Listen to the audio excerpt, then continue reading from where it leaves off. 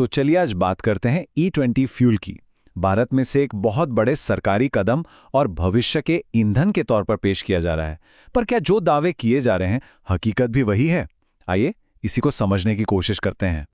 तो देखिए, सरकार की तरफ से जो बात कही जा रही है वो एकदम सीधी और साफ है कि E20 पेट्रोल यानी जिसमें 20% एथेनॉल मिला है वो हर लिहाज से बढ़िया है, कीमत में कम, अपने ही देश में बना हुआ और तो और पर्यावरण के लिए भी अच्छा है।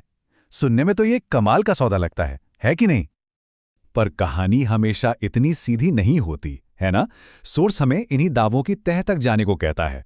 तो चलिए फिर देखते हैं कि इस वादे के पीछे की असल कहानी क्या है। तो सबसे पहले आते हैं उस सवाल पर जो हम सब के लिए सबसे जरूरी है, पैसा। क्या E20 पेट्रोल वाकई हमारी जेब का बोझ हल्का कर रहा है? सोर्स इस पर एक बड़ा ही मजेदार एंगल दिखाता है और यहीं पर मामला थोड़ा सा उलझ जाता है। दावा तो यह है कि पेट्रोल पंप पर दाम कम है, लेकिन सोर्स के मुताबिक असलियत कुछ और है कि गाड़ी का माइलेज यानी फ्यूल एफिशिएंसी भी गिर जाती है। तो फिर यह बचत हुई या नहीं? इसको एक सीधे से हिसाब से समझते हैं। सोर्स एक उदाहरण देता है कि मान लीजिए जहां आपकी गाड़ी पहले 50 किलोमीटर चल रही थी, अब E20 पेट्रोल डलवाने पर वो सिर्फ 45 किलोमीटर ही चल पा रही है। मतलब सीधा सीधा 10% का ड्रॉप। तो मतलब क्या निकला? सोर्स के हिसाब से अगर पेट्रोल ही बार बार भरवाना पड़ रहा है तो फिर उस कम कीमत का क्या फायदा?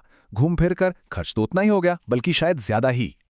ठीक है, पैसे की बात तो हो गई। अब आते हैं दूसरे बड़े सवाल पर, हमारी गाड़ियों का क्या?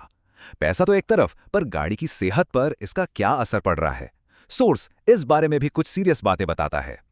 सोर्स का कहना है कि एथेनॉल इंजन के कुछ हिस्सों में जंग लगा सकता है, रबर के पाइप्स को भी नुकसान पहुंचा सकता है, यहां तक कि वो फट भी सकते हैं। और इसका सीधा सीधा मतलब क्या हुआ? सर्विस का खर्चा बढ़ गया। और हां, सर्विस सेंटर वाले तो यकीनन मुस्कुरा ही रहे होंगे। और ये दिक्कत उन लोगों के लिए और भी बड़ी हो जाती है जिनके पास पुरानी गाड़ियां हैं। चलिए, नई गाड़ियां तो शायद E20 को ध्यान में रखकर बन रही हैं, पर उन लाखों पुरानी गाड़ियों का क्या होगा? सोर्स इसे बड़े ही नाटकीय अंदाज में कहता है। जो पुरानी गाड़ियां हैं जो E20 के लिए बनी ही नहीं हैं, उनके लिए तो ये फ्यूल एक बड़ी आफत बन सकता है। मतलब इंजन को बहुत भारी नुकसान हो सकता है। और सोर्स के मुताबिक जब लोग इसकी शिकायत करते हैं तो जवाब क्या मिलता है? अरे, आपकी गाड़ी E20 कंपैटिबल नहीं है, तो ये तो आपकी गलती हुई। अब ऐसे में आम आदमी तो फंसा हुआ ही महसूस करेगा, और क्या।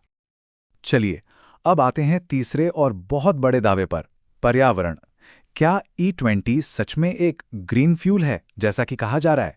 सोर्स इस पर भी एक बड़ा सवालिया निशान लगाता है। सबसे पहले तो ये समझना होगा कि ये एथेनॉल जो E20 में मिलाया जाता है वो आता कहाँ से है। तो ये बनता है गन्ना और मक्का जैसी फसलों से।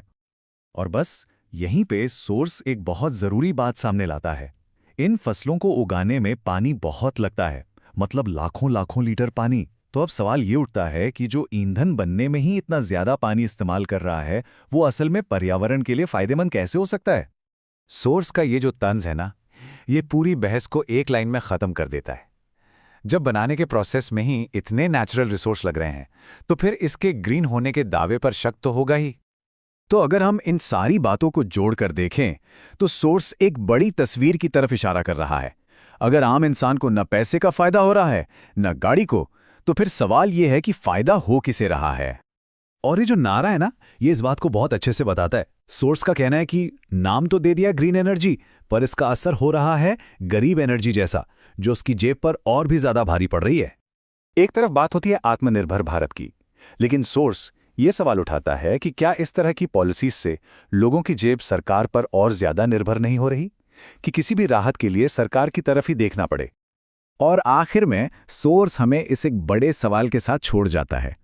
क्या E20 पॉलिसी का नतीजा ये निकल रहा है कि आम जनता की जेब तो खाली हो रही है, लेकिन कुछ बड़ी कंपनियों की तिजोरी भर रही है? सोचने वाली बात है।